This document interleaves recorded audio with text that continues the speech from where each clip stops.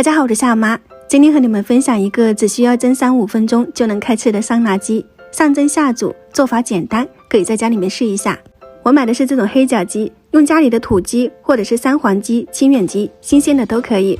先用刀从鸡胸肉沿着骨头把肉剔除，鸡大腿可以用剪刀，这样剪开更加方便。只要把骨头和鸡肉分开就搞定了。鸡肉切成片，骨头我们给它斩成小块。全程可能就这一步比较难，可以交给热心摊主。鸡骨头直接放入锅底，加入姜葱、红枣，倒入多一点的清水，先上锅煮上20分钟。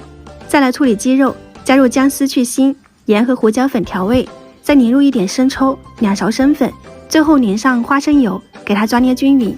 这样鸡肉就码好啦，我们先放到一旁备用。蘸料很简单，就是辣椒、蒜末，淋上生抽跟陈醋，最后加一点香油拌均匀。周边的配菜就可以随意啦，我准备的是3瓜、丝瓜、冬瓜和南瓜，去皮切成厚片，逐个码在蒸屉的周边，然后中间就可以铺上鸡肉，稍微摊开一下。鸡汤里面加点盐调味，放上蒸屉，盖上盖子，开大火蒸5分钟。特意换了一个透明锅盖，可以直截了当的看到食物在蒸汽中的变化，这个时间刚刚好。蒸出来的鸡肉皮脆肉嫩，特别的香，再搭配自己喜欢吃的蘸料，咸香够味儿，有肉有菜，吃的是相当满足。这个烹饪方式真的很好，上蒸下煮，最大的程度上保留了食材本味，而且每一锅都是新鲜出炉的，蒸完一锅再蒸一锅。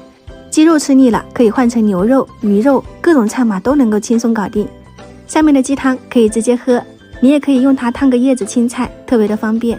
如果你也想吃，可以点赞收藏起来试一下。喜欢我的视频别忘了关注我啊，我是夏妈，下期再见。